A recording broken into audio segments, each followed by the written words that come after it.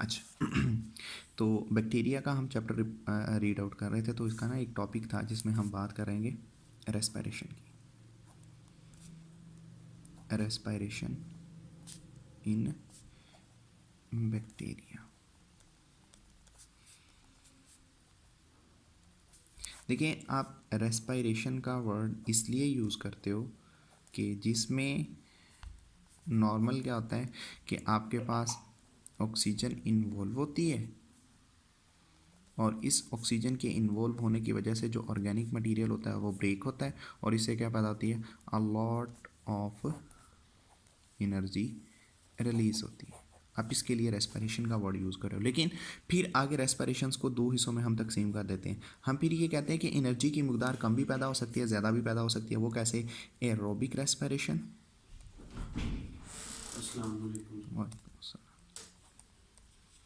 कैसे हैं? तो एक एरोबिक रेस्पिरेशन होती है और दूसरी anaerobic.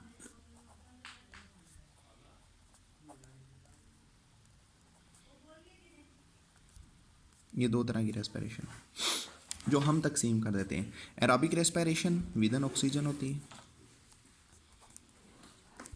Anaerobic respiration with out oxygen होती है। ठीक, लेकिन अब बैक्टीरिया की कैटेगरीज हैं। सबसे पहले एरोबिक रेस्पायर्ड बैक्टीरिया। ठीक है, इधर ऑक्सीजन की इन्वॉल्वमेंट होती है, ये ऑक्सीजन का बहुत अच्छा इस्तेमाल करते हैं। जब ये विदन ऑक्सीजन वर्क कर रहे होते हैं तो विदन ऑक्सीजन ये असल में जो ऑर्गेनिक मटेरियल है उसको ब्रेक करके बहुत ज़्यादा मिकदार में एनर्जी बनाते हैं। A lot of energy production होती है।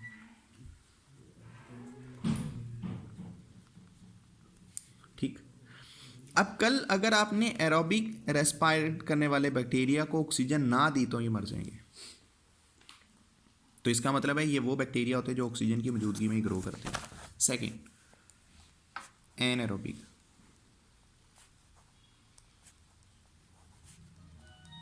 ये वो होते हैं जो विद आउट ऑक्सीजन क्या करते हैं, ग्रो करते हैं।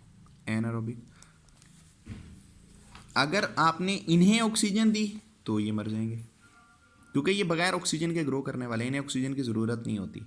ठीक, तो तीसरे हमारे पास होते हैं माइक्रो एरोफिलिक।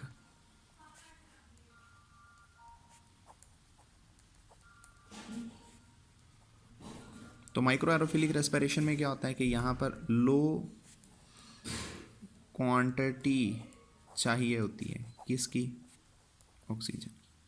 इसका मतलब ये हुआ कि ऑक्सीजन का एक यहाँ पर मैक्सिमम लेवल होता है। अगर आपने इन्हें ऑक्सीजन ज़्यादा दे दी तो भी ये मर जाएंगे, ऑक्सीजन आपने इन्हें कम भी दी तो भी मर जाएंगे। तो इसका मतलब है इन्हें ऑक्सीजन एक लिमिट में चाहिए।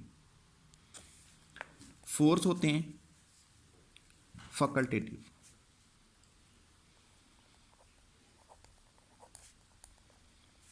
जो फैकल्टेटिव रेस्पिरेशन करते हैं इन्हें क्या होता है, ये बोथ कंडीशन में ग्रो कर लेते हैं, with N oxygen, without oxygen. उन्होंने इसकी एक एग्जांपल दी हुई होगी, ई कोलाई, इसकी होगी कंपेलोबैक्टर, इसकी होगी उन्होंने दी कोकाई बैक्टीरिया हो सकते हैं या बेसिलाई हो सकते हैं एनारोबिक के, और एरोबिक की दी होगी स्पायरोकीट्स। ई कोलाई बैक्टीरिया के लिए उन्होंने एक वर्ड यूज किया होगा, anaerobic facultative. Anaerobic facultative, reality में ये असल में है एन एरोबिक ही, लेकिन उन्होंने एक एक्सपेरिमेंट परफॉर्म किया। उन्होंने ना इसको ऑक्सीजन दी, जब इसको ऑक्सीजन दी ये मरा नहीं। हालांकि मैंने आपको ये बताया कि जो एरोबिक हैं वो बगैर ऑक्सीजन के ग्रो नहीं करेंगे, जो एन एरोबिक हैं अगर आपने उसको ऑक्सीजन दी वो मरना शुरू कर देंगे। उन्होंने इसको ऑक्सीजन ना दी तो ये प्योरली तौर पर एन एरोबिक ही था, लेकिन उन्होंने इसको ऑक्सीजन दे के देखी कि क्या ये मरता तो नहीं है। जब उन्होंने इसको दी तो वो मरा ही नहीं, बिल्कुल ठीक रहा। तो इसीलिए हम इसको फैकल्टेटिव का इस्तेमाल वर्ड यूज़ कर लेते हैं, वो इसी वजह से ये यूज़ करते हैं ताकि ये दोनों कंडीशंस में ग्रो कर सके। अच्छा, अगली चीज़ है growth and reproduction in bacteria.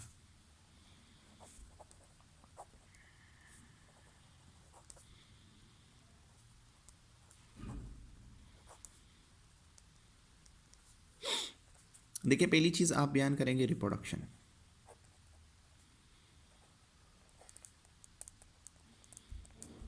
Reproduction इसका वर्ड निकला है रिप्रोड्यूस से। तो रिप्रोड्यूस का मतलब होता है पैदा करना। यहाँ पर क्या होता है, न्यू जनरेशन्स को बनाया जाता है। जो नई जनरेशन है उन्हें प्रोड्यूस किया जाता है। तो जो नई जनरेशन को बनाया जाता है, इनको बनाने के बैक्टीरिया में दो मेथड होते हैं।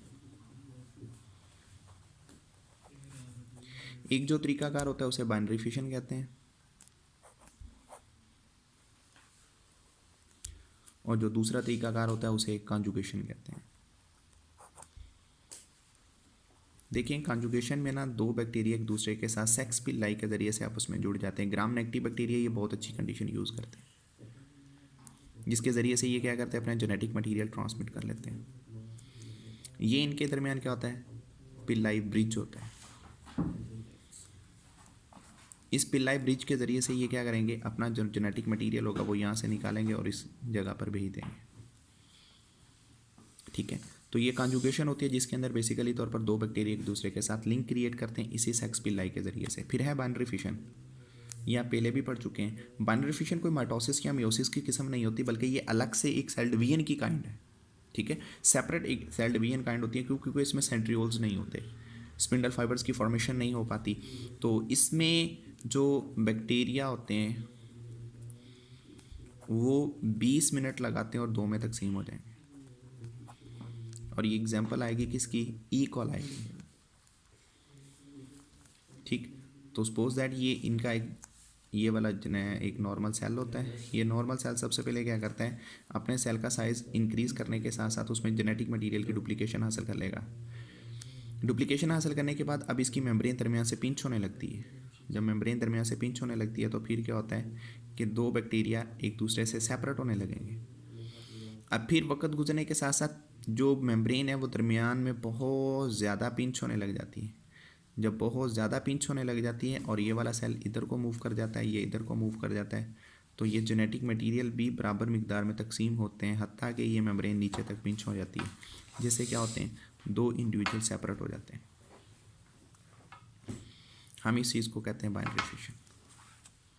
जब बाइनरी फिशन होती है तो जाहिर सी बात है इस पेरेंट सेल से ये जो आगे डॉटर सेल बन रहे हैं, तो यहाँ पर टाइम भी तो लग रहा है ना। तो यहाँ पर जो टाइम की रिक्वायरमेंट होती है उसको जनरेशन टाइम कहते हैं। इसे जनरेशन टाइम भी कहा जाता है, सेल साइकिल टाइम भी कहा जाता है, पीरियड टाइम भी कहा जाता है। तो मुख्तलिफ तरह से इनके लिए वर्ड यूज़ करते हैं। तो वो मैंने आपको बता दिया कि जो ई कॉलाई होते हैं वो जो जनरेशन टाइम इनका होता है वो 20 मिनट होते हैं, जिसमें ये आगे 2 में तकसीम हो जाते हैं। ठीक, तो ये तो था बेसिकली इनके अंदर क्या रिप्रोडक्शन का मैकेनिज्म। अब इनके अंदर होती है ग्रोथ, ग्रोथ इन बैक्टीरिया। तो बैक्टीरिया जो बेसिकली तौर पर ग्रोथ करते हैं इनके डिफरेंट स्टेप होते हैं।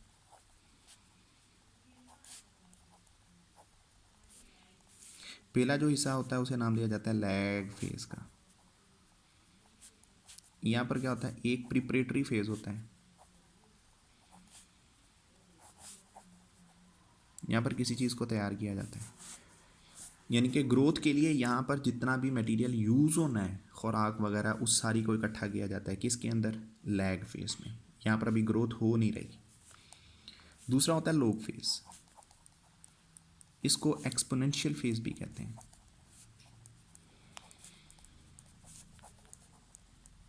इसको पावर फेज भी कहा जाता है।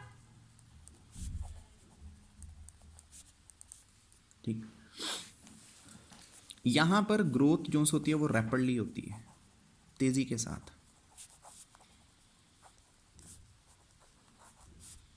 तेज़ी के साथ ग्रोथ होना शुरू हो जाती है। जब तेज़ी के साथ ग्रोथ होती है तो नंबर ऑफ़ इंडिविजुअल इंक्रीज़ होने लगते हैं यहाँ पर, क्योंकि यहाँ पर खुराक बहुत ज़्यादा होती है और वेस्ट मटेरियल की क्वांटिटी कम पैदा होती है।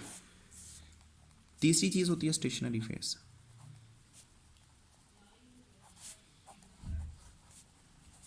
स्टेशनरी फेज में क्या होता है, डेथ रेट बराबर होता है बर्थ रेट के। यानी कि जितने बन रहे हैं उतने मर भी रहे हैं। क्यों? खुराक एक तो कम पैदा हो रही है, यानी कि जो खुराक थी वो सबसे ज़्यादा यहाँ पर कंज्यूम हो चुकी है।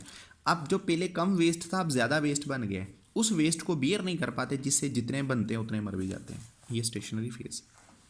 इसके बाद होता है डिक्लाइन या डेथ फेज।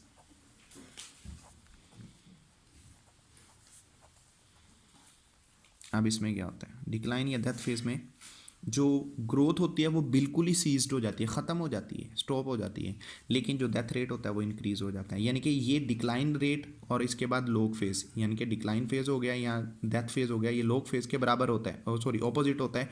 यहाँ पर number of individual rapidly increase होते हैं, यहाँ पर number of individual rapidly decrease होते हैं। ठीक है क्योंकि यहाँ पर जो वेस्ट होता है उसकी क्वांटिटी बहुत ज़्यादा इंक्रीज हो जाती है।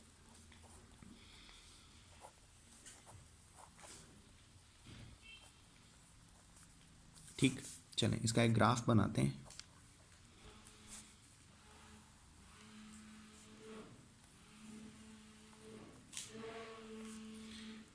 ये फेजिस यहाँ पर टाइम,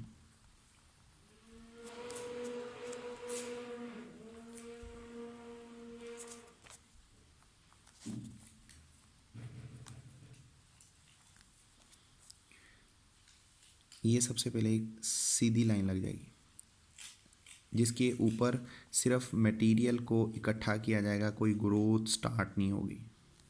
इसे क्या कहा जाता है? Lag phase. फिर ये लाइन यहाँ पर सीधी हो जाएगी और इसी तरह ये नीचे आ जाएगी। ये वाली जो स्लोप है ये क्या है? Log phase. यहाँ पर इंडिविजुअल इंक्रीज हो रहे हैं। फिर ये क्या है? स्टेशनरी फेज, जिस पे डेथ रेट बराबर है बर्थ रेट के। फिर ये है डिक्लाइन फेज।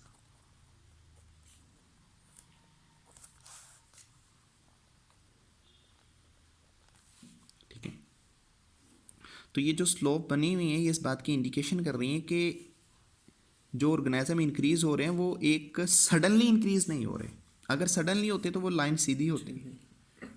तो ये क्या रहे? ग्रेजुअली इंक्रीज हो रहे हैं वक्तन फवक्तन।